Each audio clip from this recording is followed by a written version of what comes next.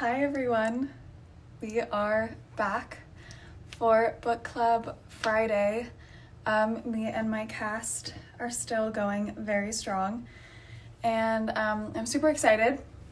This week is a really great week because it was actually very exciting for me. We read Joan Didion, and it was my first time reading Joan Didion ever, believe it or not, and she's been someone who I've just heard the most incredible things about, and I know she lived part of her time in Malibu, so, after reading Play It As It Lays this week, I actually did an entire Joan deep dive, read a lot of her stuff, and I'm definitely a Joan fan now, so it was fun to do this book alongside all of you guys. But she's actually considered one of the most important writers of our generation, and an interesting fact that I found out about her is that she started her writing career in an essay contest that was actually sponsored by Vogue, which I thought was super cool, that that was kind of how she got her start. So we can talk a little bit about the book. I just want to give a quick backstory. So basically, the book follows the life of an out-of-work actress named Mariah, and while she's in a mental hospital, and it kind of goes through, from her perspective, the experiences that got her there, the people that played important roles in her life, and some of the hardships that she went through, depression, escapism, drugs. She gets an abortion at one point, and some of the struggles that she went through as a woman, especially in LA in the 1960s. So it's actually, this book has been called The Dark Heart of the American Dream. And I think there's a very beautiful tragedy to this book, especially because it is told from the perspective of a woman and written by a woman, which is super important. So you really do feel that connection between Joan and the main character, Mariah, and I think a lot of Joan's personal experiences were reflected onto this book. And I read another book by Joan where she talks a bit about the connections she made in this book, Play It As It Lays, with her real life and her real experiences as a woman, as an advocate for women's rights during a time when we still weren't considered equal, and we still struggle with these things today. So I think it's a really great book to do. As much as, we can say that everyone's equal, I think it's important to also understand that a lot of these stereotypes are still very much around. So I wanted to read a few quotes that grabbed me in the book, and then I will bring on our guest, who I'm very excited about. So one quote that I really like, and it just ties back to the title of the book, is, "Always when I play back my father's voice, it is with a professional rasp. It goes as it lays, don't do it the hard way. My father advised me that life itself was a crap game. It was one of the 2 lessons I learned as a child. The other was that overturning a rock was apt to reveal a rattlesnake. As lessons go, those 2 seem to hold up, but not to apply." I just love the metaphors within that quote, and these ideas that are implemented onto us as young women, especially by our parents, or especially our fathers. They carry throughout your entire life, and I think that's something really important to understand. Another one that she says, which I love, is, "She could remember it all, but none of it seemed to come to anything. She had a sense that dream had ended, and she slept on." And I think a lot of women begin to feel this way, especially if you're in the public eye. You're celebrated, and everyone's looking at you, and suddenly, whether it's age, or you become a mother, or you suddenly don't want to be in the public eye anymore, and you're held to these standards, and when the world relies on your beauty so much, it diminishes you to just that, and then you start to lose a sense of who you are and your identity. And so with that, I want to bring on our guest, Emily, who beside being incredible and my woman crush all of the time, her beauty is like the least incredible thing about her, which says so much about who she is as a person. She's so smart, I'm always taking her book recommendations, and she has advocated so much for women's rights. She's very outspoken about, sexual misconduct, and such an inspiration, I think, to so many young girls that, being sexy does not mean that you are not smart, that you are not important, that you are not strong. And she helped me a lot to realize that it doesn't diminish you, and you cannot let other people, decide how powerful you are based on how you look. And without further ado, I'm going to bring Emily on here.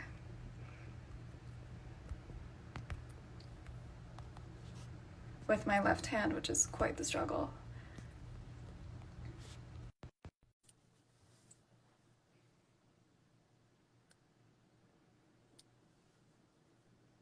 Hi! Oh my god, that was the nicest intro ever. I'm like blushing. Oh my god, I could go on forever. I was gonna say a whole speech, and I was like, okay, I have to actually get Emily on here so that people can talk to you. Nice. Well, you did such a good job describing the book. Thank you for being on here. I'm so excited. Oh my god, thanks for having me. I was so excited when you started this at the beginning of quarantine, and I've watched quite a few of them, so it's been fun. It's become my little quarantine love project, but it's actually been really fun, and just it's something I've always wanted to do, so the fact that I now have time to do it is just awesome.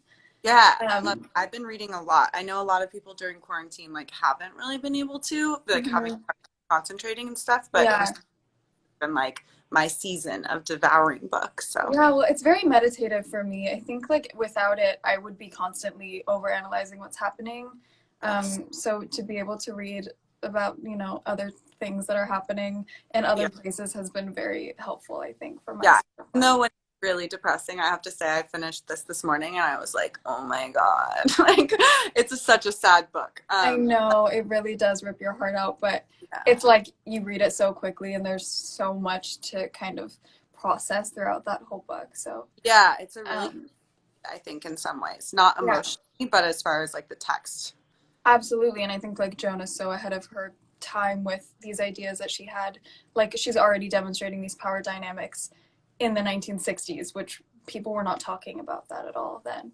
Writing from the perspective that she does, it's just this is, I feel like the main character in this book is sort of a flash in the pan of all the movies that were coming out at that time. She was not the main character of anybody else's story, so it's really cool to see that Joan gave her this sort of perspective. Absolutely. So you'd read the book before, right? I had, but I have to be honest, it really hit different this time. I read it. I read Slouching Toward Bethlehem, I guess senior year of high school, and then I read Play It As It Lays, maybe my first year of college. But I think that I wasn't ready for the book. I was thinking about it. I'm really glad that I reread it actually. So this was a great excuse for me to reread it.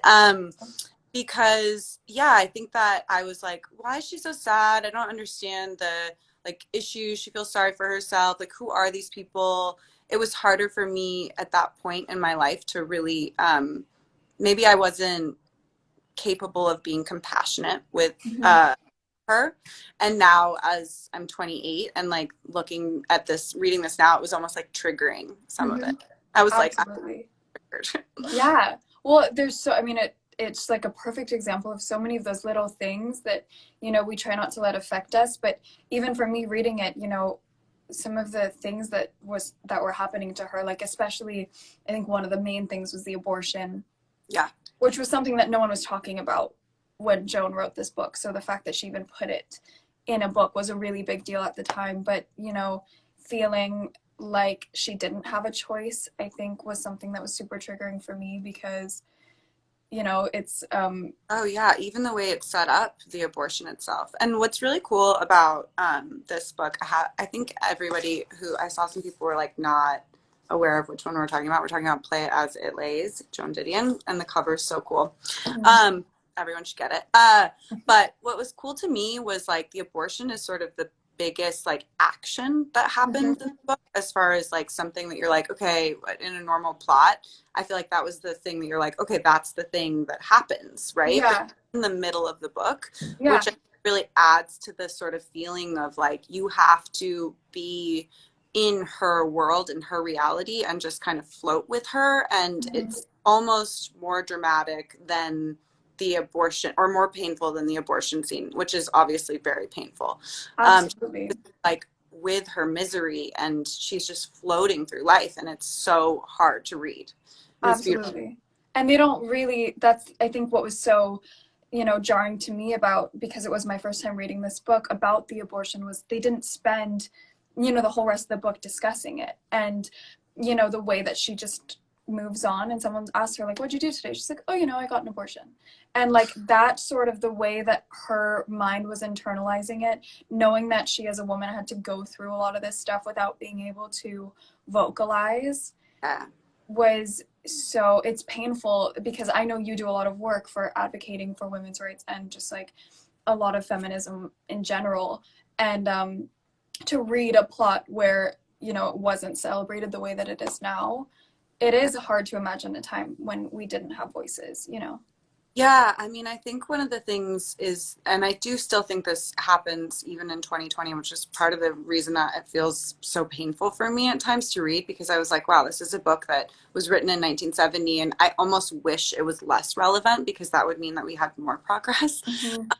But obviously, Yeah. I'm grateful that there is a text like this. I think what really was striking to me is the inconvenience of her emotions and her pain, and how much all the men and the women around her basically are like, we don't have time for you. Basically doesn't, and the reaction that she has from the like gays, or like even the bell jar, I think that's another book that really makes me think about this, a lot of the same themes of like a woman who's like really capable and brilliant and beautiful, who's been really oppressed. She's actually lost touch with her own emotions, because they're so inconvenient, and no one at any point is respectful or compassionate towards her. So even abortion, like you were saying, there's no one to go to. She's so alone at all times. And even when she does have connections with Helen, or with Carter for brief moments, like they're so fleeting, and they're just kind of like, get over it, get over it. But that's her reality in her world. So she's made to feel like her emotions are a burden on everyone around her, and that is something that happens very often still. And I think that's a lot of the, this idea of victim blaming, because it's like, it's inconvenient to the people around her for her to be feeling very valid emotions. And I think, the fact that she's telling the story from a mental institution, it's almost as though the people in her lives played roles in making her feel crazy, because they didn't validate that what she was going through was completely okay and completely normal. Yeah, and she shut off so much of herself basically just to exist. And I think the only reason that she chooses not to kill herself is because of Kate, her daughter. And yeah, what's so painful about it is sometimes while you're reading it, it's written from like a close third perspective. So it's not actually her, but it's like we're basically inside her head. You want to like shake her and be like, wake up. No, like go and yell at this person, or go do this thing, or like tell that guy to stand up fuck for off. yourself. Yeah, but she's so shut down to that in a way that's just heartbreaking, because you don't blame her, but you're also like frustrated with her, and you want her to fight back, but also you understand why she feels like it's easier to just lay down and take horrible. Yeah, just the fact that the people around her silenced her, and we all see that happening so much now. And that's, I think, a very heartbreaking part of this story. And I think, when the book starts, she has kind of three roles. She's her father's daughter, and she talks a lot about her dad and how kind of he shaped who she became. And then she was her husband's wife, so she was Carter's wife. And Carter really, in a way, objectified her, because he made this movie about her that she openly expresses being uncomfortable with, that she didn't like that he was showing this to people. And so he used her to make this sort of movie about her, to grow his career, and then he kind of leaves her in the dust. And so without this identity, and I guess her third role is that she's like this sex object to the public after Carter's movies. And so when she feels stripped of these roles, I think she really, that's when she starts to question, who am I? Like, what am I left with? Because all of these roles were defined by men in her life. I love that so much. That's such a beautiful, like, so beautifully put. Yeah, I mean, I think one of the most powerful moments is when, you know, he goes and meets BZ for the first time at the house, and BZ's like can't take his eyes off of her and says, you know, but you missed the whole point. Like, where's her perspective? Where's like, how does she feel about, you know, the ways that she's portrayed in your film? Like, we don't know anything about your character. Mm-hmm. And it's such a, like, she feels seen by him in a way that like nobody else ever makes her feel seen. And obviously, unfortunately, that's the character that ends up committing suicide. Mm-hmm. So, you know, there's this real yeah, she's been defined since birth by how men have seen her. And it's so sad because even when her mom, who's also really a tragic character, and her see each other for the last time, they can't connect on any level because it's, again, her mother's sadness is inconvenient in the way her own sadness ends up being inconvenient. So she's really left with this sort of like lonely feeling. It's so hard to read, and but it's also so honest. And I there aren't that many books that I think describe a character like this, partly because like they're not commercial. Mm-hmm. So this book actually really didn't have, like, it was not warmly received by critics or by the public, and it's taken a long time for it to become, you know, what it is now, this prolific novel. Yeah, well, because I mean, it was not a traditional love story. I think like she was the character that they were internalizing, and like that was not a common theme in literature at the time of really understanding a woman's perspective, because I feel like a lot of the time when they were portraying women characters, it was written by men.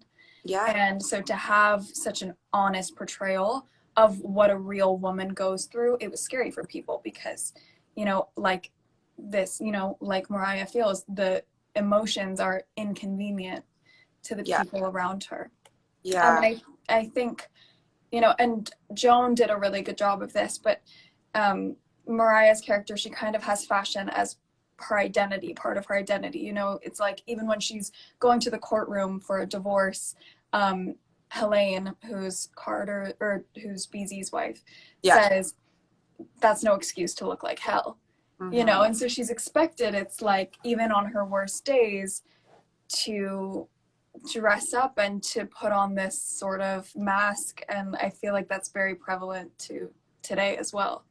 Totally. I mean, I think one of the moments where we realize that she's hit rock bottom is when she can't get into the party that she's been basically forced to go to in Vegas. Mm-hmm. Like, I know you want to go up there, but you can't go up there. And I think also in that sequence, she's in Vegas and someone says to her, like, or she overhears people guessing her age and being like, oh, she looks good for 36 or whatever. So and then Carter actually says, like, you're getting old, like, you're going to get old, which basically, you know, goes back to the whole idea that everything about her value is only in the way she looks, and her youth. And like, it's interesting because some of the ways that she uses fashion, and I mean, like her hair is such a big part of the book, and how we kind of trace where she's at, and some of it almost feels like armor, like it feels like, I think that's the part that really like speaks to Didion's relationship to fashion and how she always liked sort of the ability to control, right? Like how she's perceived by the world and whatever. But I think that we watch that armor sort of like fall apart because she is getting older and her sadness has taken over her also. Absolutely. And it's that expectation, I think, too, that women have, that, you know, I think like a very valid point that is still happening today is you would never say, you know, especially in politics or something, if a guy's giving a debate, you would never comment on what he's wearing in the debate, right? Yeah. You're never mentioning Trump's ties or his suits. But suddenly when a woman candidate steps up there, or a woman goes into the public in general, it opens her up in a way without permission, to open fire from everyone to criticize the way that she looks. And, you know, Mariah faces this, and as she gets older, she then feels like, without my looks or without dressing up, you know, who am I? And I think you've done an incredible job of showing that, you know, you can be this and that, and they don't have to mean one or the other. And I think that's such an important thing for women to understand. Yeah, I think it's really hard because, like, we do live in a patriarchy. We live in a world that, in a culture that's always been controlled by men. Like, even though this was written in 1970, that's really not that long ago. Mm-hmm. And you can see just like how much men rule and even schedule the abortions and decide who sleep with who and whatever, and who gets, the business of Hollywood. I mean, like, obviously, you're in fashion, but you are closely related. You grew up in LA, you understand Mm-hmm. that world, and seeing how much that's even still controlled by men is really devastating. But yeah, I mean, I think that women are taught even before they are women, when they're still girls, that their primary tool to succeed in life will be the way they look, and how they appeal to men. And it's hard. Like, I'm someone, as a model, just like you, like, and even more, I think, for me, because I, do swim. I have my swim company, and Mm-hmm. I've called a sexy girl, to sort of find that balance between feeling powerful in the way that I've played that system, but then also being like, I'm so much more than just that. And, it's definitely not been something that people want to accept, but women are multifaceted. Absolutely. That's the most important thing for me is, you know, people just think that you cannot be both. You cannot have it both ways. And I think the biggest thing is this idea that was, it's still happening today of dressing up for men or to look a certain way for men. And that, the idea that you could just do it because it makes you feel good. And it Yeah. doesn't have to reflect on what you're putting out into the world, this idea of asking for it. That's so important to me, is that we choose what we get to wear, just like Mariah chose every day what she wanted to wear. And that's such a power move. I think, like you said, it's her armor, because that was something she could control in a world that was mostly controlled by the men in her life. Yeah, and I think it's so hard because when she's not dressed, even if like we chose not to dress sexy, then we'd also be judged for that, right? Mm-hmm. Like, ultimately, women can't win. No. So the best thing to do is to dress how you want to dress, which, Mm-hmm. yeah, it feels so basic, but it's actually really difficult, I think. Absolutely. I mean, it's hard when, even when you do dress for yourself, people still think it's an open invitation to criticize and internalize it, and to diminish then your intelligence. And I think that's something that Mariah actually let get to her a lot, because she did shut down a lot, and she kind of turned to this sort of, way of thinking of nothing matters anymore. Towards the end of the book, she says, nothing matters, and nothing applies, and she just becomes a nihilist, really. Yeah, and I think that's sort of one of the main themes of the book, is sort of like this feeling of she's a player in a game, and she has to be in that game in order to have any type of life at all, because she Mm-hmm. really doesn't want the life that her mother had, which ends really tragically. So she's like, okay, I'm going to play this game. And the truth is just, the game is irrelevant. There is no such, I was never a player. There's nobody, or I'm sorry, I was never a winner. I was always a player. I was basically like a pawn, right? Mm-hmm. In the game. And I think that, the nothing thing is just like the tragedy of it, is she's numbed herself to this way of living that's just completely out of touch with anything. She doesn't even, if somebody asked her what she wants, the only thing she'd be able to say is her daughter.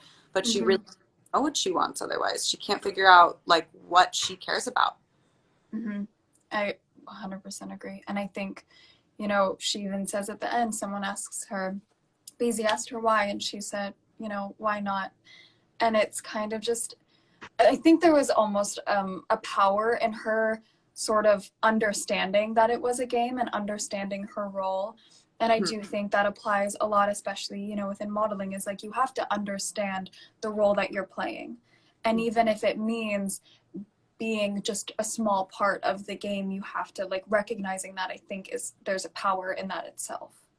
Yeah, I mean, it's hard because it's like that shouldn't be the best option, but Mm-hmm. sometimes, and I hope that like moving forward in the world, even the fashion world has slowly caught up. I don't think it's gotten as far as some people would like to think. But you know, I hope that there will be more options. Like as a young person, it felt so good to be like, okay, I understand my position. I understand like my role in this world. I want to be successful, and there's that control feeling. But I don't know that that's actual empowerment, and it's taken me a long time to kind of figure that out because it's really nuanced and complicated. And I think that's one of the things that she's dealing with here. Like she's this beautiful woman. She's desired. She has money. We know that throughout the whole book because she basically does nothing all the time.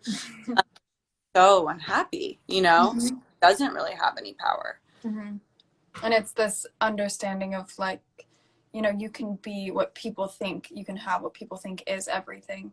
And unless you feel like you've stood up for yourself and you've advocated for yourself, you know, you're not left with anything. And that's why I think writers like Joan were so important to women, especially because it opened up an entire world for us to speak. It was a platform that allowed other women to like step up and speak out just like you do now. And that's why I admire you so much for using that platform that women like Joan have given us through books like this.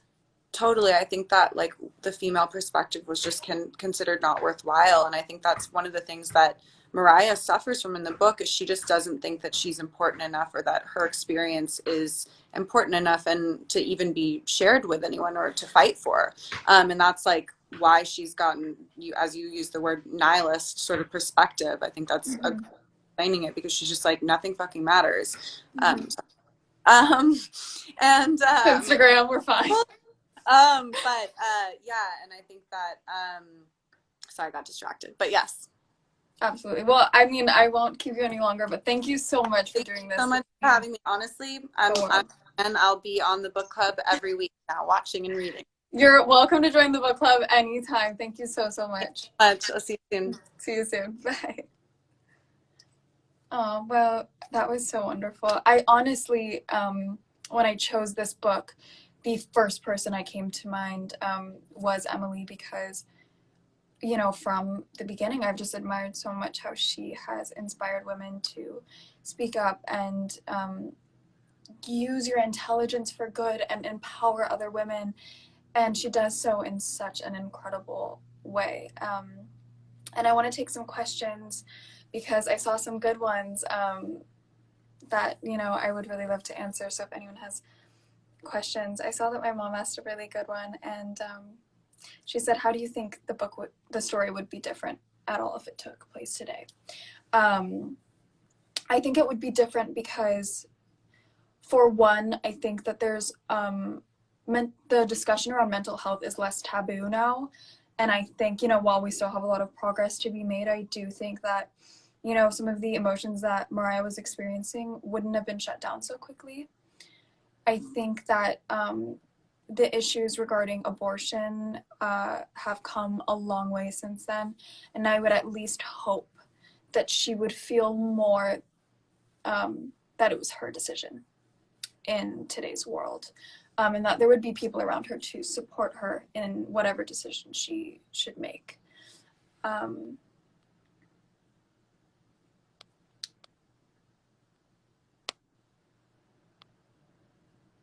there any other questions? There was a couple of more quotes also that I really wanted to read just because I loved the writing in this book so much. So one of them was, on film they might have seemed a family. And like I almost started crying just now when I read that, but it's this idea that things can appear so perfect and so wonderful on the screen or on paper or on your phone, and it's this understanding that that isn't always the reality behind it. And I think that maybe Mariah got a little bit lost because her world was built so much around what was on screen. Someone asked, do you feel women have a responsibility to speak out? I think I would like to think that women have a responsibility at least to lift each other up, to empower each other, to make each other stronger. I think this idea of plotting women against each other, which has happened a lot throughout history, is a very toxic way of thinking. And I think, if we all work together, if we all help each other, that's when incredible things happen. No one can do it alone. And that's why, throughout the book, like, you want Mariah to have incredible women in her life who are uplifting her. And I just feel like she is lacking those relationships, and she isn't encouraged to speak up. And I think that's where things get skewed, is like, yes, we all want to advocate, we all want to speak up, but it's also finding a safe place to do that. That isn't always welcome, even now, and that's a very hard thing, a hard reality to understand. Another quote that I really liked is, there was silence. Something real was happening. This was, as it were, her life. If she could keep that in mind, she would be able to play it through, do the right thing, whatever that meant. I love that quote. Someone asked, do you relate to any of the characters in the book? I relate to Mariah in a lot of ways. I think mostly because the objectification that she was feeling at times, I definitely can relate to, and I think feeling silenced by that, it took me a long time to even do this book club, because people don't expect a lot,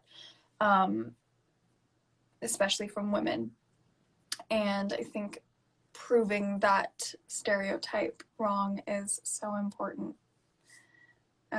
So yeah, are there any other questions?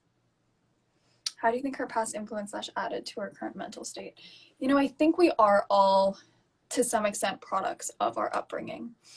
I think Mariah had an interesting relationship with her father, and I definitely think how she grew up really affected her. They lost their house in gambling when she was young, and she moved to this small town, 20 people, and and then she started modeling in New York, and she was getting paid to do catalog, and then all of a sudden her sort of hardships and her past became a storyline for Carter, who she hoped at least loved her. And I do believe Carter loves her throughout the story, but I think they have a very toxic relationship, and I think the way that she allows him to treat her at times is very difficult to read, because she is visibly, she does vocalize what she wants, and that's the most heartbreaking thing, is she does try, I think, at times to vocalize her pain,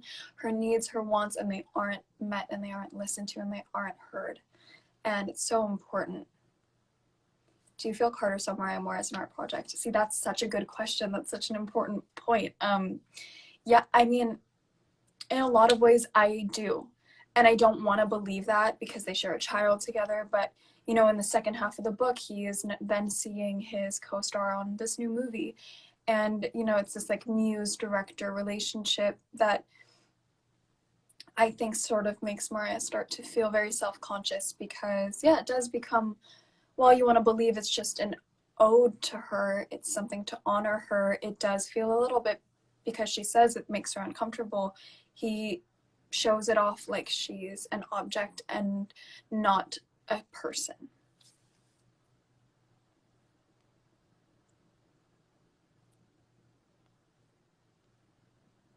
How would you compare Mariah's decade in the book to current times? Like I said, I just think there's more space to speak up now. There's more platforms to speak up.